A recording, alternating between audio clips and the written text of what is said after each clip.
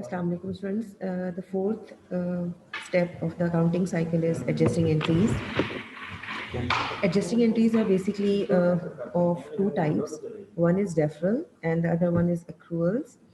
ये deferrals से related है. Adjusting entries for deferrals are either the prepaid expenses or unearned revenue. First of all, we will discuss prepaid expenses. That what are prepaid expenses?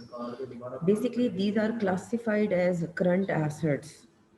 It means कि balance sheet में left hand side पर आप हमेशा इसको अपना current asset report करते हैं. Prepaid assets भी कहलाते हैं, but we term them as prepaid expenses because with the passage of time इन्होंने एक्सपेंस बनकर राइट ऑफ होना होता है हमारे बुक्स ऑफ अकाउंट्स में से. So it's just basically the payment that we made in the form of cash, and this payment is made in advance. हमेशा आप एडवांस में पेमेंट करते हैं, and it is always recorded as an asset in the balance sheet because services or benefits will be received in the future. आपके business को उसका benefit future में मिलना होता है, and that future definitely is one accounting period. तो with in 1 year आप इसको इसका बेनिफिट ज़रूर मिल जाएगा. तो जब आप कैश पेमेंट्स करते हैं तो हम उसको उसी वक्त अपने पास प्रीपेड एसेट रिकॉर्ड कर लेते हैं या प्रीपेड एक्सपेंस रिकॉर्ड कर लेते हैं अपने बुक्स ऑफ अकाउंट्स में. इसकी जनरल एंट्री आप लोगों ने की होगी फर्स्ट अकाउंटिंग स्टेप में.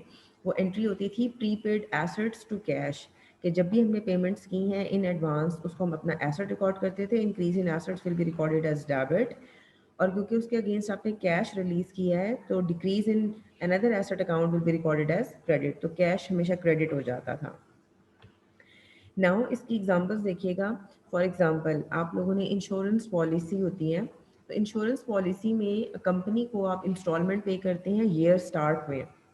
ईयर स्टार्ट में आप उसको पेमेंट रिलीज कर देते हैं, उसको आप अपने बुक्स ऑफ अकाउंट्स में रिकॉर्ड कर लेंगे प्री पेड इंश्योरेंस. लेकिन अब उस इंस्टॉलमेंट का बेनिफिट क्या है कि कमिंग वीक कमिंग ईयर में कभी भी खुदा न खास्ता आपकी कार की इंश्योरेंस है, तो कार में अगर कोई नुकसान हो जाता है तो आपकी गाड़ी इंश्योर्ड है, तो कंपनी उसकी मेंटेनेंस उसकी जो भी एक्सपेंस है उसको वो बेयर करेगी. इट मीन्स आपको बेनिफिट जो होगा वो आपको फ्यूचर में मिलेगा. सिमिलरली प्रीपेड सप्लाईज भी होती हैं. सप्लाईज स्टेशनरीज हो सकती हैं, ऑफिस स्टेशनरी लाइक अगर आप अपनी यूनिवर्सिटी की बात करें तो university board markers, dusters, similarly stationery आपकी जो प्रिंटर पेजेस हैं, रिम्स हैं, ये ऐसी कुछ चीज़ें होती हैं जो बल्क में परचेज़ करती हैं. बल्क में परचेज़ करती हैं और जब भी आप परचेज़ करके उसको अपने एसेट रिकॉर्ड कर लेते हैं, और with the passage of time जब जब उसकी ज़रूरत होती है वो कंज्यूम होता रहता है, एक्सपायर होता रहता है, यूज़ होता रहता है. सिमिलरली रेंट, अगर आपने एक आपका घर रेंट पर है और आपको पता है आपने हर महीने 20,000 रेंट देना है, तो हो सकता है आपके पास इस वक्त सरप्लस कैश मौजूद है तो आप 3 मंथ्स का रेंट एडवांस में पे कर दें, तो उसको हम राइट डाउन करेंगे as prepaid rent in our books of accounts. And what will be the benefit? The benefit is that for the coming 3 months आपको आपका जो ऑनर है डिस्टर्ब नहीं करेगा. 3 मंथ्स तक उसे पता है एडवांस पेमेंट आ चुकी है, तो 3 महीने आप आराम से सुकून से उस घर में रह सकते हैं. So similarly, these are the different examples of prepaid assets or prepaid expenses where payments are made in advance and we receive benefit or the service in the coming future within one accounting period. Now, why we pass the adjusting entry? The reason behind this: the time period after which you have taken the benefit, you need to record it as an expense. आपने जितने अरसे का benefit receive कर लिया है, अब उस amount को वो एक्सपेंस में कन्वर्ट हो गई है, तो आपने एक्सपेंस के अकाउंट्स को अपडेट करना है. And the second thing is कि जो एसेट का अकाउंट है उसको भी अब एडजस्ट करके लिखना है. फॉर एग्जांपल, अभी मैंने थोड़ी देर पहले एक एग्जांपल दी इंश्योरेंस कंपनी की, जिसके लिए आपने पेमेंट्स की थी इंश्योरेंस कंपनी को, इंस्टॉलमेंट पे की थी. For the sake of ease अपनी कैलकुलेशंस की आसानी के लिए मैं सपोज कर लेते हैं कि 1200 रुपये इंश्योरेंस की इंस्टॉलमेंट है 1 साल की. इट मीन्स 1 महीने की 100 रुपया बनती है. तो लेट्स से अगर 1200 रुपये आपने यकम जनवरी को पे किए हैं तो 31 दिसंबर तक उस अमाउंट ने एक्सपायर होना है. अगर आपका अकाउंटिंग पीरियड 1 महीने का है और आप 31 जनवरी को 1 महीने के बाद आप अपने बुक्स ऑफ अकाउंट्स को अपडेट कर रहे हैं, तो अब उसमें से 100 रुपया एक्सपेंस में कन्वर्ट हो चुका है. उस 1200 में से जनवरी का महीना क्योंकि गुजर गया तो 1 महीने की अमाउंट एक्सपेंस में कन्वर्ट हो गई है. तो अब आपने उस एक्सपेंस को रिकॉर्ड करना है. We pass this adjusting entry to record that expense account. Now 100 rupees will be recorded as an expense. उसको मैं एक्सपेंस कैसे रिकॉर्ड करूँगी? Insurance expense debit. Why? Because increase in expenses will be recorded as debit. तो जब भी expense इनकर होगा मैं उसको रिकॉर्ड कर लूँगी अपने बुक्स ऑफ अकाउंट्स में by passing and adjusting entry at the end of a accounting period. Secondly, वो जो प्रीपेड इंश्योरेंस मैंने 1200 का लिखा हुआ था, जब 31 दिसंबर आया है तो अब वो 1200 का नहीं 100 रुपये का एक्सपेंस हो गया. तो बाकी अब वो कितनी अमाउंट रह गई है? 1100 रह गई है फॉर द रिमेनिंग 1 ईयर. सो उसको भी मैं अपडेट कर लूँगी. उसको भी मैं अपडेट करके 1200 में से 100 रुपया काट कर उसको 1100 रुपये राइट डाउन करूँगी अपने बुक्स ऑफ अकाउंट्स में, ताकि 1 फरवरी को जब बुक्स ऑफ अकाउंट नज़र आए, अगर नेक्स्ट अकाउंटिंग पीरियड स्टार्ट हो तो आपके तमाम अकाउंट्स अपडेटेड हों. एक्सपेंस इनकर हो चुका है, एक्सपेंस रिकॉर्डेड हो, एसेट की अमाउंट कम हो गई है, तो जो अनएक्सपायर्ड कॉस्ट है सिर्फ वही नज़र आए एसेट अकाउंट में, और जो एक्सपायर हो गई है वो डेफिनेटली एक्सपेंस में कन्वर्ट होके इनकम स्टेटमेंट का पार्ट बन जाएगी.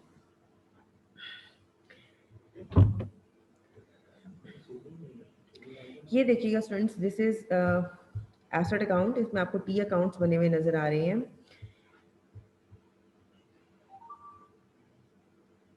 ये आप लोगों को इसकी एडजस्टिंग एंट्री की डिटेल्स दी हुई है. एडजस्टिंग एंट्री में बेसिकली ऐसा होता है, एडजस्टिंग एंट्रीज की होती है एक्सपेंस टू एसेट अकाउंट होती है. अब एक्सपेंस टू एसेट अकाउंट क्या है? एक्सपेंस, जैसे अभी मैं एग्जांपल दे रही थी इंश्योरेंस कंपनी की, तो इसमें आपकी एडजस्टिंग एंट्री बनेगी इंश्योरेंस एक्सपेंस डेबिट और प्रीपेड इंश्योरेंस क्रेडिट. तो एक्सपेंस डेबिट हो जाएगा इंक्रीज इन एसेट्स की वजह से. ये देखें, एक्सपेंस का आपका टी अकाउंट बना हुआ है जिसमें आपकी एडजस्टिंग एंट्री की वजह से एक्सपेंस अकाउंट डेबिट हो जाएगा, एड ऑन हो जाएगा. और जो आपका एसेट अकाउंट है वहाँ से प्रीपेड, जो आप लोगों का प्रीपेड एसेट का अकाउंट था, प्रीपेड इंश्योरेंस का अकाउंट था, वो क्रेडिट हो जाएगा. So expenses will be recorded as debit and assets will be recorded as credit. Example देखिएगा स्टूडेंट्स, यहाँ पर एक एग्जाम्पल गिवन है. Pioneer Advertising Agency purchased advertising supplies costing $2,500 on October 5th. अक्टूबर के अकाउंटिंग पीरियड जब start हुआ तो 5 अक्टूबर को आपने 2500 रुपये की एडवर्टीजमेंट सप्लाईज बाय की हैं बिजनेस ने. Pioneer recorded the payment by increasing debiting in the asset account. This account shows the balance of $2,500 in the October 31st trial balance. An inventory count at the close of the business on October 31st reveals that the $1,000 supplies are still on hand. आपने bye कितनी की थी? आपने bye की थी 2500 रुपये की. 2500 रुपये की सप्लाईज खरीदी, और 5 अक्टूबर को जब आपने 31 अक्टूबर को अपना अकाउंट का बैलेंस चेक किया तो उस वक्त सिर्फ 1000 रुपये की सप्लाईज पड़ी हुई थी. इसका मतलब है द डिफरेंस वो कहाँ पर गया? डिफरेंस को हम कहते हैं कि वो कंज्यूम हो गया, इस्तेमाल हो गया, बिजनेस ने अपने अपने उस अकाउंटिंग पीरियड में उसको यूज़ कर लिया है. जब कोई भी एसेट एग्जॉस्ट होता है इट मीन्स वो एक्सपेंस में कन्वर्ट हो जाएगा. तो अब यहाँ पर हम एक्सपेंस टू एसेट की एंट्री करेंगे. Expense advertisement supplies expense debit, और डेफिनेटली जो आपका एसेट अकाउंट है एडवर्टीजमेंट सप्लाईज क्रेडिट हो जाएंगी. सो ये इसका आपको नीचे जो लास्ट डायलॉग बॉक्स नज़र आ रहा है इसके अंदर आपको दोनों के टी अकाउंट्स की डिटेल्स भी गिवन है कि एडवर्टीजमेंट सप्लाईज, क्योंकि अब आपका ये एसेट अकाउंट क्रेडिट हो रहा है, इसको आप क्रेडिट लिख देंगे 31 अक्टूबर को. इट मीन्स मंथ एंड पर आप एडजस्टिंग एंट्री पास कर रहे हैं. 31 अक्टूबर को एडजस्टिंग एंट्री की वजह से आपका सप्लाईज अकाउंट क्रेडिट हुआ है, जबकि आपका जो एक्सपेंस अकाउंट है वो एडजस्टिंग एंट्री की वजह से 31 दिसंबर को डेबिट हुआ है. बेसिकली एडजस्टिंग एंट्रीज का बेसिक पर्पस एक्सपेंसेस और रेवेन्यूज अकाउंट्स को अपडेट करना होता है. तो यहाँ पर ये जो एक्सपेंस अकाउंट है इसमें फर्स्ट टाइम आप लोगों का ये रिकॉर्ड हुआ है. नेक्स्ट फ्रेंड एक और एग्जाम्पल है, इलस्ट्रेशन है, रीड आउट करते हैं. On October 4th, Pioneer Advertisement Agency paid $600 for a 1 year fire insurance policy. Business ने कोई फायर इंश्योरेंस करवाई है और उसकी 1 year पॉलिसी है, और 1 साल की जो पॉलिसी है उसकी अमाउंट 600 है. अगर 1 साल की पॉलिसी की अमाउंट 600 है और आप मंथ एंडिंग पे स्टेटमेंट्स बनाते हैं तो आपने 1 महीने का एक्सपेंस डिटर्मन करना है कि 1 महीने का कितना है. तो 600 डिवाइडेड बाई 12, इट मीन्स $50 1 महीने का एक्सपेंस बन रहा है. Now the coverage begins on October 1st. जो भी इंश्योरेंस कंपनी है वो आपको कवरेज दे रही है 1 अक्टूबर से. तो 1 अक्टूबर से 31 अक्टूबर तक इट मीन्स 1 महीने का बन गया 50. dollars. This account shows a balance of $600 in the October 31st trial balance. अब अगर ट्रायल बैलेंस में 600 नज़र आ रहा है तो ये गलत है, क्योंकि इस 600 में से 500 रुपये का आप एक्सपेंस कन्वर्ट हो चुकी है अमाउंट, क्योंकि आप इसको यूज़ कर चुकी हैं. 1 अक्टूबर से 31 अक्टूबर तक 50 रुपीज़ जो हैं वो एक्सपायर हो गए हैं. So the entry would be expenses to asset जाएगी, insurance expense to prepaid insurance 50 rupees. ये आप लोगों की एडजस्टिंग एंट्री है, और नीचे आपको डायलॉग बॉक्स में उसके टी अकाउंट्स के अंदर उसकी पोस्टिंग भी नज़र आ रही है कि एडजस्टिंग एंट्री के बाद आपने उसको पोस्ट कैसे किया उसको लेजर्स में, ताकि आपका एडजस्टेड ट्रायल बैलेंस बन जाए. नेक्स्ट स्टूडेंट हमारे पास एडजस्टिंग एंट्री है डेप्रिसिएशन की. Depreciation is basically charged on fixed assets other than land. A business has many fixed assets like building, like furniture, fixture, equipments, tools, vehicles, automobiles, different assets होते हैं आपके पास. अब इन assets में problem ये होती है कि with the passage of time, they loses its value.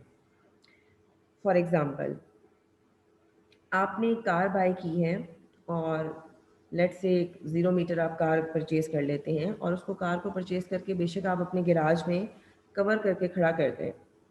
1 साल के बाद उस गाड़ी को निकालें और उस गाड़ी की मार्केट वैल्यू चेक करें, तो आपको अंदाज़ा होगा कि 1 साल के अंदर अगर आपने उस चीज़ को इस्तेमाल नहीं भी किया ना, तो भी उस गाड़ी की वैल्यू मार्केट में रिड्यूस हो चुकी होगी.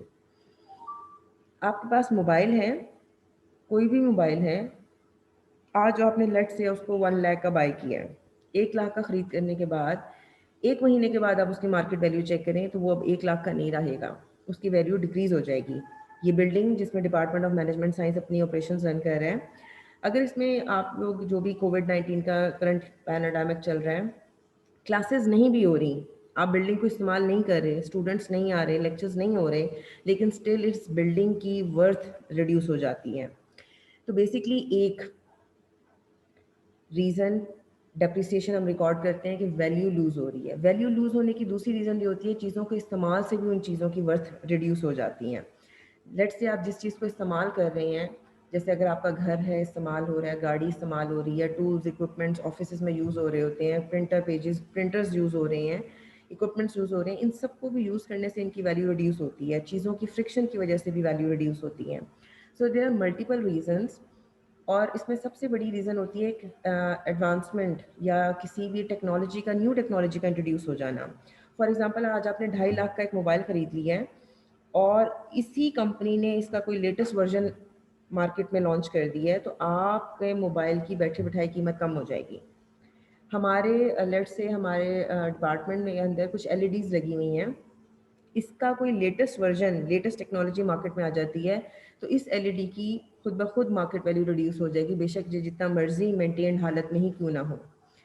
सो there are multiple reasons because of which we charge depreciation. इसको हम बेसिकली अपनी बिजनेस लैंग्वेज में डेप्रिसिएशन कहते हैं कि लॉस ऑफ वैल्यू, किसी भी वजह से किसी फिक्स एसेट्स की वैल्यू में कमी आ जाए, उसको हम डेप्रिसिएशन कहते हैं. अब इस डेप्रिसिएशन को आपने अपने बुक्स ऑफ अकाउंट्स में रिकॉर्ड करना है, क्योंकि बिजनेस के पास जो एसेट्स हैं उसमें बिल्डिंग भी है, उसके पास furniture, fixture, equipment, tools, vehicles सब कुछ होते हैं, और इन सब की वैल्यू रिड्यूस होती है with the passage of time.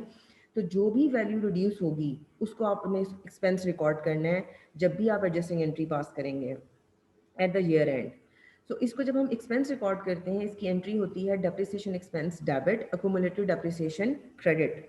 एक ही एडजस्टिंग एंट्री होती है, लेकिन अगर आपके पास 10 ऐसे एसेट्स हैं तो आप हर एंट्री के साथ उस एसेट का नाम राइट डाउन करते हैं. Like let's say depreciation expense of building, depreciation expense of equipment, depreciation expense of car.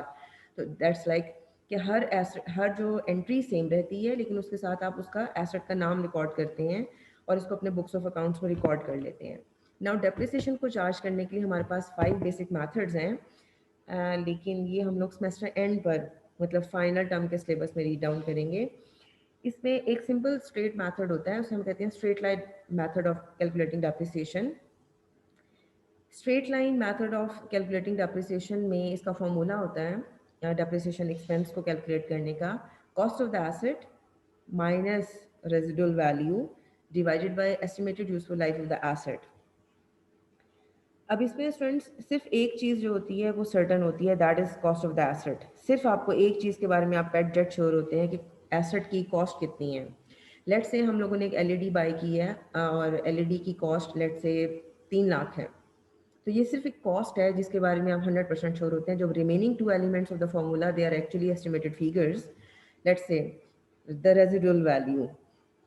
Residual value या स्क्रैप वैल्यू बेसिकली हम वो कहते हैं कि after the useful life of the asset, वो एसेट आप कितने में सेल आउट करेंगे मार्केट में। अब इसका आपको अंदाज़ा होता है। जैसे फॉर एग्जांपल आपके पास कार है, किसी स्टूडेंट के पास मोटरसाइकिल है, आप सोचते हैं कि 10 साल आपने इसको इस्तेमाल कर लिया है, तो 10 साल के बाद आप सोचते हैं कि मैं इसको कितने का ये मार्केट में बिक जाएगा। और हर चीज़ की स्क्रैप वैल्यू होती है, हर चीज़ की एक स्क्रैप वैल्यू होती है। फॉर एग्जांपल अगर आपके घर में एक माइक्रोवेव ओवन भी ख़राब हो गया ना, उसको भी मार्केट में आप कबाड़ की दुकान पे भी बेचेंगे तो कुछ ना कुछ आपको मिलता ज़रूर है, आप रिट्रीव ज़रूर कर लेते हैं, चाहे वो मिनिमल सी अमाउंट क्यों ना हो। तो वो आपका जो ऑनर है उसकी डिस्क्रिप्शन पर है कि वो उसकी कितनी स्क्रैप वैल्यू सेट करता है, लाइक 1000, 2000, 20,000, 2 लाख। तो वो आपने खुद से डिसाइड करना है, that is an estimated figure. तो स्क्रैप वैल्यू के बाद जो सेकंड एलिमेंट जिसमें सपोज फिगर है, that is the useful life of the asset. वो भी एस्टिमेटेड फिगर होती हैं। और एस्टिमेटेड फिगर ऐसे होती है कि आप खुद सपोज करते हैं कि मैंने इस एसेट को कितना अर्सा यूज़ करना है। जैसे घर है, उसकी यूज़फुल लाइफ 40 to 50 ईयर्स होती है। एक घर जो आपके वालिद ने बनाया या आप बनाएंगे या आपके नाना अबू का घर है, उसमें आप देखेंगे वो घर की लाइफ जो है वो 40 to 50 ईयर्स होती है। उसके बाद वो रेनोवेशन कॉल करना शुरू कर देता है। रेनोवेट करवाते रहें, अदरवाइज उसको ढा के दोबारा बनाना पड़ेगा आपको। इसी तरह जो फैक्ट्री होती है उसकी लाइफ हम 40 ईयर्स एज्यूम करते हैं। फैक्ट्री, कमर्शियल जो भी बिजनेसेस होते हैं, कमर्शियल यूनिट्स वगैरह, इनकी लाइफ घरों की निस्बत कम होती है क्योंकि वो नॉइस पोल्यूशन भी बेयर करते हैं।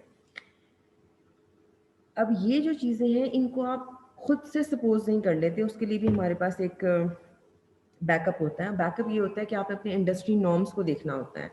लेट्स से अगर आपकी एक शुगर मिल है, तो आप जो मार्केट में दूसरी शुगर मिल्स हैं उनको अपना बेस बनाते हैं कि अगर उस शुगर मिल ने, लेट्स से अगर आप एक शुगर मिल इंस्टॉल करने लगे हैं, तो अशरफ शुगर मिल की बिल्डिंग की लाइफ कितनी है।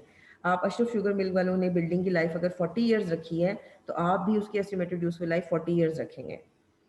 इसी तरह जो स्क्रैप वैल्यू है, लेट से उन्होंने कोई फर्नेस इंस्टॉल की हुई है, लेट से वो जो भी शुगर का पल्प निकलता है उसको बॉइलिंग करते हैं, उसको बॉयल करने के बाद उसमें से जो भी उसका झाग होती है वो निकलती है। उस फर्नेस की उन्होंने यूज़फुल लाइफ रखी हुई है 10 ईयर्स, तो आप भी 10 ईयर्स रखेंगे। उसकी स्क्रैप वैल्यू उन्होंने 5 लैक्स रखी हुई है, तो आप भी 5 लैक्स रखेंगे। तो इट्स जस्ट लाइक कि ये ऑनर की ऐसी भी डिस्क्रिप्शन नहीं होती कि वो अपनी मर्जी से ही हर चीज़ सेट करेगा, उसके लिए कोई कोई रूल्स नहीं होते हैं। आपने अपने इंडस्ट्री नॉर्म्स को फॉलो करना होता है। जिस इंडस्ट्री में आप अपना बिजनेस इंस्टॉल कर रहे हैं उस इंडस्ट्री के नॉर्म्स फॉलो होंगे। So it's just like useful life of the asset and the cost, that are estimated figures. और उसको एस्टिमेट करने का तरीका भी मैंने बता दिया। अब आप लोगों ने डेप्रिसिएशन कैलकुलेट कर सकते हैं। लाइक डेप्रिसिएशन का फॉर्मूला क्या है, cost minus scrap value divided by useful life. यहाँ पर स्टूडेंट्स आप लोगों को आसानी ये है कि स्क्रैप वैल्यू आप लोगों को किसी भी केस में गिवन नहीं है। जब आप लोग डेप्रिसिएशन का चैप्टर खुद करेंगे, जब फाइनल ईयर के सिलेबस में, फाइनल टर्म के सिलेबस में करेंगे, उसमें आपको स्क्रैप वैल्यू का कॉन्सेप्ट इंट्रोड्यूस करवाएंगे।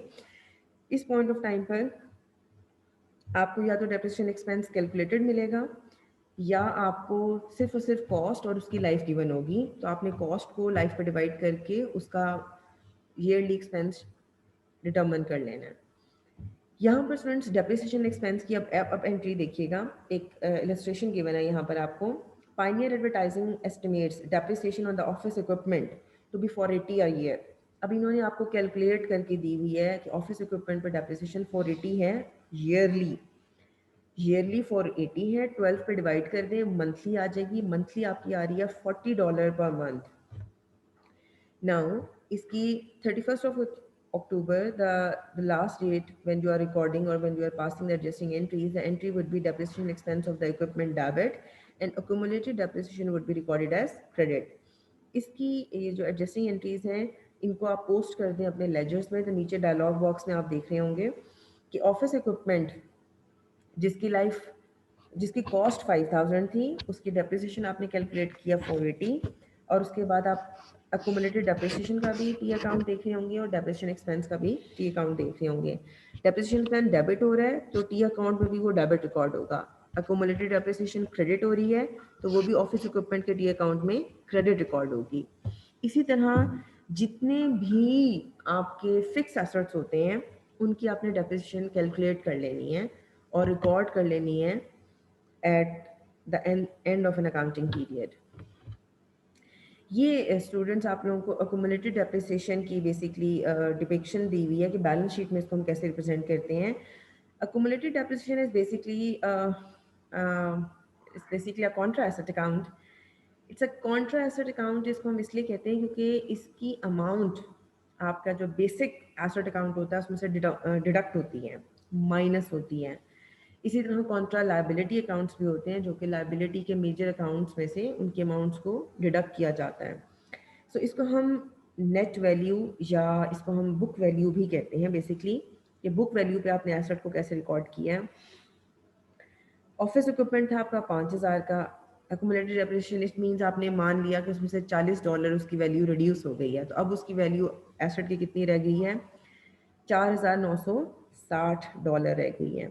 सो this is the book value, ये जो 4,960 डिटर्मिन की हुई है, that is what we call the book value of the office equipment. ये हम इसलिए रिकॉर्ड करते हैं ताकि हमारी बुक्स ऑफ अकाउंट्स में क्लियरली नजर आए कि अब हमारा ऑफिस इक्विपमेंट 5,000 का नहीं बल्कि 4,960 का रह गया है। इसी तरह आपकी जो कार है या कोई भी आपके फिक्स एसेट्स हैं उन सब की वैल्यूज़ को आप एडजस्ट कर लेते हैं by passing these adjusting entries, ताकि उनकी करंट मार्केट वैल्यू ही शो हो रही हो आपके बुक्स ऑफ अकाउंट्स में, आपका books of accounts over valued नज़र ना आ रहे हो। ठीक है, अगर आपकी कार आपने 10 लाख की खरीदी है और अब वो 7 लाख की उसकी मालियत रह गई है तो 7 लाख की नज़र आनी चाहिए बुक्स ऑफ अकाउंट्स में, ओवर स्टेटेड ना हो आपकी statements. Now this is the summary of the first type of adjusting entries जो आपने प्रीपेड एक्सपेंसेस में पढ़ी। ये इसमें पूरी जितनी भी अभी तक हमने डिटेल डिस्कशन की उसका क्रक्स आपको इस डायलॉग बॉक्स में नज़र आ रहा होगा कि इसके एग्जांपल्स क्या हैं। मतलब इस तरह के एग्जांपल्स और तरह के क्वेश्चन भी अपेयर हो सकते हैं, like insurance, supplies, advertisement, rent and appreciation. Reason for adjustment भी आपको गिवन है क्योंकि इसमें एक्सपेंस इनकर हो जाता है जिसको आपने रिकॉर्ड करना होता है और एसेट्स को अपडेट करना होता है, और इसमें एडजस्टिंग एंट्री हमेशा एक्सपेंसेस टू एसेट जाती है। अदरवाइज अगर आप ये एंट्री ना करें तो आपका एसेट्स ओवरस्टेटेड नज़र आते हैं और एक्सपेंसेस अदरवाइज आपके अंडरस्टेटेड नज़र आते हैं। So that's the reason why we pass this adjusting entries. Last type of adjusting entry friends जो उस लेक्चर में मिसिंग रह गई थी, that was unearned revenue. Unearned revenue बेटा नाम से जैसे आपको पता चल रहा है कि ये वो रेवेन्यू है जो अभी तक आपने कमाया नहीं है, अनअर्न्ड है। अनअर्न्ड रेवेन्यू वो रेवेन्यू, वो आमदनी जो अभी तक आपने कमाई नहीं, पैसा जो आपने अर्न नहीं किया।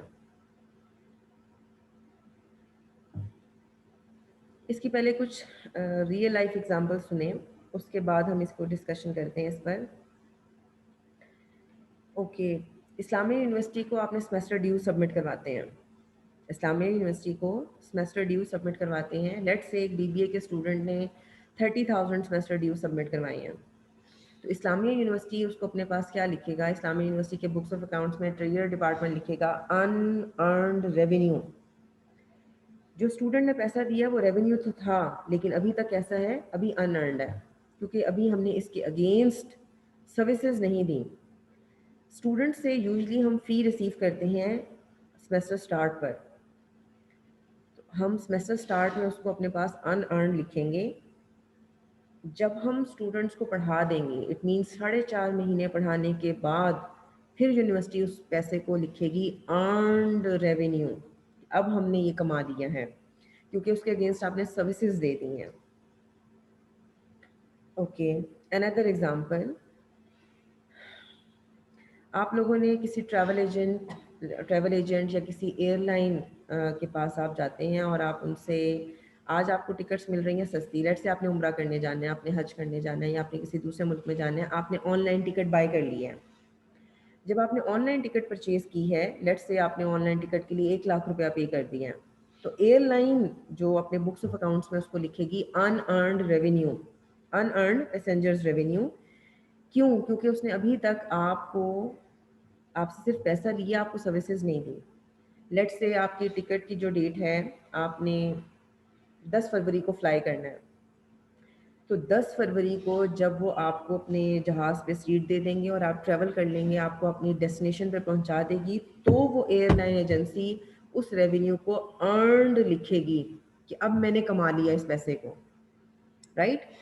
तो बेसिकली अनअर्न्ड रेवेन्यू इस तरह का होता है कि आप पैसा पहले बिजनेस ले लेता है, बिजनेस किसी भी किस्म का है, किसी भी किस्म का अनअर्न्ड रेवेन्यू हो सकता है, जैसे मैंने अभी फ्यू एग्जांपल्स डिस्कस की। इसी तरह जैसे अब आप लोगों का कोई T20 के मैचेस हैं, आप लोगों ने कोई ऑनलाइन टिकट परचेज कर लिया और एडवांस में उनको पे कर दिया है, तो अब वो स्टेडियम की मैनेजमेंट उसको अनअर्न्ड रेवेन्यू लिखेगी अपना। जब वो जिस दिन मैच होगा उस दिन आपको सीट दे देंगे, ये आपकी सीट है जो आपने ऑक्यूपाई की थी, अब आपने उस पर आपने मैच देख लिया, तो फिर उसको कहेंगे अर्न रेवेन्यू। इसी तरह आपने डेवो की टिकट्स भी लेते होंगे, and all and all and all, different examples हैं डिफरेंट बिजनेसेस में। लेकिन अगर कोई भी बिजनेस किसी भी टर्म्स में एडवांस पेमेंट ले लेता है कस्टमर से और सर्विसेज देगा वो फ्यूचर में, तो वो अनअर्न्ड है। Now, unearned revenue is always considered as liability for the business, and it is basically a current liability. और बैलेंस शीट की राइट हैंड साइड पर आप हमेशा इसको करंट लाइबिलिटीज़ में जहाँ पर आपके अकाउंट्स पेबल्स, नोट्स पेबल आ रहे होते हैं, वहीं पर आप इस अनअर्न्ड रेवेन्यू को राइट डाउन करते हैं। Now, this soon will be the same amount will soon be converted into revenue account. So definitely, this is a kind of entry where the adjustment entries will be passed to record the revenue account. Now, cash आपने receive कर लिया पहले और revenue record होगा बाद में। इसके examples कुछ नीचे नजर आ रही हैं, लाइक रेंट। मतलब रेंट भी आप इस तरह दे सकते हैं कि आप एडवांस में आपने दे दिया, राइट। ट्यूशन, बच्चों की ट्यूशन फीस है, मैगजीन सब्सक्रिप्शंस हैं। मैगजीन सब्सक्रिप्शन हो सकता है किसी ने अपकरी की मैगजीन सब्सक्रिप्शन ली हुई है, तो एडवांस पेमेंट कर दी है, अब पूरा साल आपके घर में आराम से मैगजीन ड्रॉप होता रहेगा, लाइक जो भी हॉकर है वो देता रहेगा आपको। सिमिलरली इसकी इलस्ट्रेशंस देखते हैं स्टूडेंट्स। अच्छा नहीं, अभी ये एक और स्लाइड है बेटा, ये क्या कहती हैं, company makes an adjusting entry to record the revenue. मैंने अभी थोड़ी देर पहले डिस्कस किया कि इसमें एडजस्टिंग एंट्री इसलिए पास की जाती है कि हम अपने रेवेन्यूज़ को अपडेट कर लें, अदरवाइज हमारे रेवेन्यूज़ अंडरस्टेटेड नज़र आते हैं अगर हम ये एडजस्टिंग एंट्री पास ना करें। The amount that is being earned should be write off from the liability and should be recorded as revenue in the books of accounts. The adjusting entry for the unearned revenue results. Okay, unearned की adjusting entry हमेशा जाती है unearned to earned जाती हैं। unearned debit होता है और earned credit होता है हमेशा। It means unearned liability account debit होगा और रेवेन्यू अकाउंट जो है वो क्रेडिट होगा। So the adjusting entry would always be a decrease to a liability account and increase to a revenue account. ये स्टूडेंट स्लाइड आपको बता रही है टी अकाउंट्स में सेम ट्रीटमेंट आपको बता रही है कि लाइबिलिटी अकाउंट आपका रिड्यूस हो जाएगा। अगर आप देखें तो लाइबिलिटी का जो टी अकाउंट है उसमें डेबिट साइड पे आपको माइनस का साइन नजर आ रहा होगा। लाइक जो भी हम एंट्री पास करेंगे तो उसमें लाइबिलिटी आपकी रिड्यूस होगी तो डेबिट रिकॉर्ड हो जाएगी। और रेवेन्यू के टी अकाउंट में देखें, increase in revenue will always be recorded as credit. So debit credit rules में मैंने आपको बताया था। तो यह रेवेन्यू का टी अकाउंट आप देख होंगे राइट हैंड साइड पर एड ऑन हो रहा है।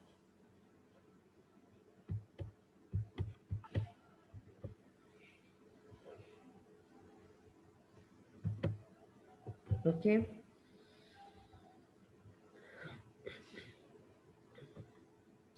ये स्टूडेंट्स अब इसकी कुछ एग्जांपल्स हैं। डेफरल्स में लास्ट केस की एग्जांपल देखिएगा। Pioneer Advertisement Agency received $1,200 on October 2nd from ARC Knox for advertising services expected to be completed by December 31st. Unearned service revenue shows a balance of $1,200 in October 31st trial balance. Analysis reveals that the company earned 400 of those fees in October. Now इसकी statement देखिएगा बेटा कि आप लोगों ने आपकी कोई advertisement agency है, आपके जो बिजनेस का नाम है that is pioneer advertising agency, और आप लोग बेसिकली एड्स बना रहे हैं डिफरेंट कस्टमर्स के लिए। अब एक कोई कंपनी है आरनॉक्स, उसने आपको 1200 रुपये एडवांस में दे दिए हैं कि आप हमारी ऐड बना दें। लाइक जो 1200 रुपीज़ आपने रिसीव किए थे, that was previously your unearned revenue, क्योंकि अभी तक आपने उनको ऐड बना के हैंड ओवर नहीं की थी, राइट। तो जो 1200 आपने एडवांस में रिसीव किया था, दैट वाज अनअर्न्ड रेवेन्यू। अब ये बात थी अक्टूबर 2 की। 31 दिसंबर को वो आपको बता रही हैं कि 31 दिसंबर को, अच्छा 31 दिसंबर तक कंप्लीशन टाइम पीरियड था कि आपने ऐड बना के हैंड ओवर करनी थी।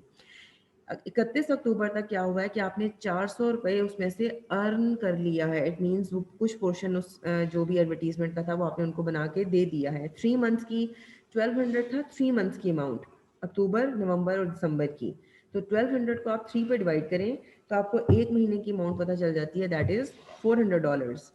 तो अक्टूबर 31 को जब आप एडजस्टिंग एंट्री पास करेंगे, adjusting entry would be unearn to earned revenue. Like unearned service revenue will be recorded as debit as a decrease in liability, and service revenue will be recorded as credit as increase in revenue account. Now इस entry के नीचे आपको dialogue box में दोनों का T account नजर आ रहा होगा। Like unearned service revenue adjusting entry की वजह से 31 अक्टूबर को डेबिट रिकॉर्ड हुआ है, रेड कलर में आपको नजर आ रहा होगा। और सर्विस रेवेन्यू जो है वो आपने टी अकाउंट उसका बना के देख लें, 31 अक्टूबर को राइट हैंड साइड पे आपको क्रेडिट हो रहा होगा एडजस्टिंग एंट्री की वजह से 400। एक ही एग्जाम्पल स्टूडेंट्स इस स्लाइड्स के अंदर डिस्कस की हुई है। अदरवाइज अगर आपके पास कोई और क्वेश्चन हो तो उनकी भी एंट्रीज ट्राई करके देखिएगा। क्रक्स आप लोगों को नजर आ रहा है इस डायलॉग बॉक्स में, different examples of the unearned revenue that might appear in your questions, like rent, magazine subscription, customer deposits for future services and all. ये जो आप लोग मोबाइल में भी समटाइम्स कस्टमर्स ऐसा करते हैं कि पैकेजेस परचेज कर लेते हैं, मोबाइल पैकेज आप परचेज कर लेते हैं, जैज़ का बंडल ले लिया, फलाने का बंडल ले लिया। तो अगर आप पहले से पेमेंट कर रहे हैं ना, तो ये उस जैज़ लेट से आपने जैज़ कंपनी के सब्सक्राइबर हैं, तो वो उसका अनअर्न रेवेन्यू है। वो पूरा महीना आपको सर्विसेज देंगे जो भी आपने व्हाट्सएप के मिनट्स परचेज किए हैं, ऑनलाइन एमबीज हैं एंड ऑल लाइक। तो रीज़न फॉर एडजस्टमेंट्स क्या है कि हमारे रेवेन्यूज जो होते हैं वो अंडर स्टेटेड होते हैं और लाइबिलिटीज़ हमारी ओवर स्टेटेड होती हैं। तो इसको हम एडजस्ट कर लेते हैं by passing adjusting entry that we will record debit liabilities and credit revenues. ये स्टूडेंट्स मैंने स्लाइड्स कंप्लीट करवा दी हैं। अगर कोई मज़ीद इश्यूज़ हों, कोई प्रॉब्लम हो तो काइंडली व्हाट्सएप ग्रुप में अपनी क्यूरीज को प्लेस कर दीजिएगा।